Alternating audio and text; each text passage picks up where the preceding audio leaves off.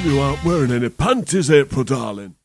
So this is Moon Junction, and it's brilliant. So we start with April DeLongpre getting engaged to aspiring lawyer Chad Douglas Fairchild. Now that he's going to be part of the DeLongpre family, they can all prance around the garden in white clothes that never get dirty, and Chad can play golf with April's dad at the country club while April swims in the pool. But what's this? The carnival is in town. So April is in the shower thinking about how sexy the carnival is and decides to uncover the hole that I assume she's made earlier, which looks into the men's changing rooms. But she's far too turned on thinking about the carnival to focus on that. So later she goes to the carnival with her sisters, and this is where she spots Perry, who's leering at her.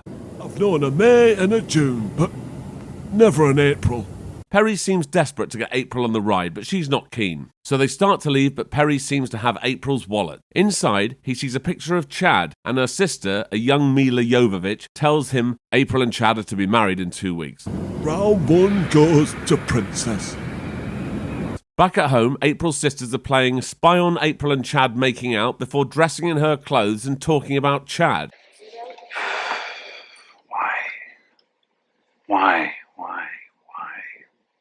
Cut to Perry at the carnival, who's trying to bang a couple of young girls, before approaching a table full of carnival people. That's Knick-Knack from James Bond, and he's in charge. Hang on, who's this? April has come to the carnival and is staring at Perry. He asks her if she was looking for him, but she says, no, I couldn't sleep. She makes it totally obvious that she's up for it, but at the same time, attempting a game of hard to get.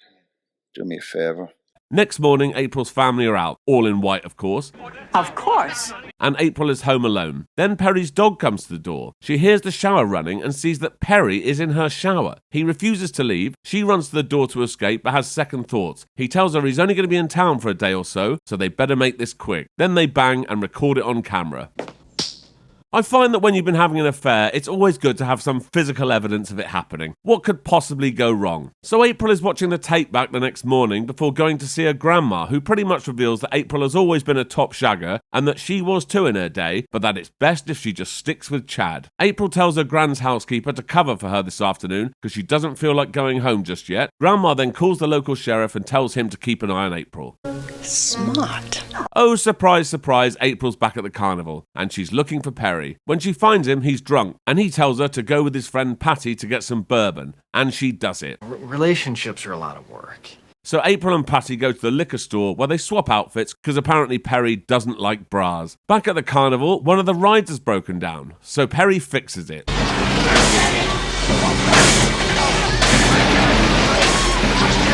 Then he shouts at Knick-Knack and beats everyone up. When April gets back, Knick-Knack's people have managed to get the upper hand on Perry, but his dog and Patty save him. Someone turns up with a gun and tells Perry and his girls to leave the carnival forever. During the fight, someone has sadly killed Perry's dog, so he's burying it out in the desert. Then they all go to this bar. Perry plays pool while the girls dance. Perry gets turned on by this and gets April to ride on his motorbike. Then they go to some motel and bang. Next morning, April goes to a payphone and calls her Gran's housekeeper to tell her that if her family calls, to tell them she's on her way home. But Gran is listening in and knows what's been going on. The sheriff is watching her anyway. When she gets back to the motel, Perry is trying to shag the cleaners. April gets angry, makes a public scene and gets in her car. You can rot in hell for all I care.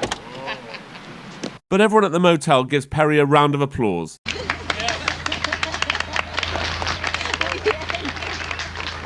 I don't understand. And he seems to have won April over too. She takes him to breakfast and starts telling him boring stories about her family, and they have some deep discussion about slavery, which leads to them fighting before going at it in front of everyone at the restaurant. That's disgusting.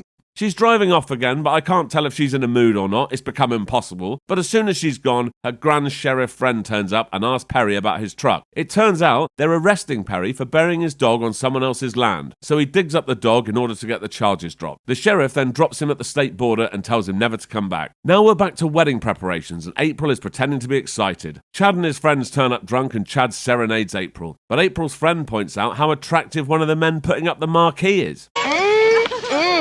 He's one gorgeous hunk of a man.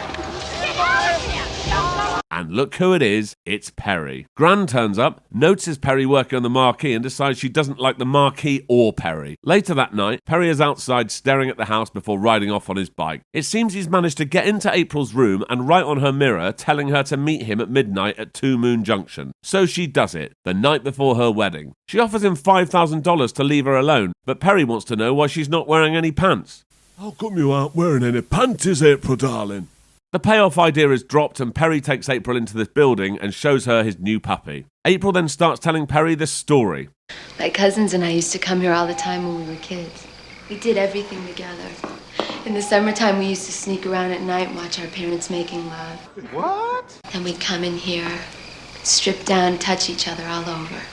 What? She seems to focus on the fact that two of her cousins killed themselves in a drink driving accident, but sorry, I'm still on the incest. Anyway, that horrible story is enough to make her want to have sex with Perry again, so she takes her clothes off, blindfolds herself, and they bang. This scene is interlaced with Chad on his bachelor party, who's being handcuffed to a bed and watching a stripper dressed as a sheriff. Anyway, April bursts into tears, which must be nice for Perry. Now it's wedding day. Chad is waiting at the altar, all in white, of course. Of course. Perry is training his puppy Max on the porch of this old shack. April has turned up at least. That's a bonus for Chad, but she's clearly still thinking about Perry and tells her dad she needs a minute. Gran is not happy about this, so goes to talk to April. She tells her she knows about Perry and that he will never interfere in her life again, claiming he asked her for money to go away and she paid it. That's a crock of shit. Meanwhile, as Perry is about to drive away in his truck, one of the sheriff's deputies shoots him in the head, but he's missed. Yes! Perry disarms the shooter, and next we see him working in a kitchen in his usual outfit. When he gets back to his room to feed the dog, he hears someone in the shower. Yes, that's right, it's April. She must not have got married. Oh wait, yes she did, but she's still up for it anyway. The end. Not bad. Thank you for watching. If you enjoyed this, please like and subscribe and check out this other video. Thank you.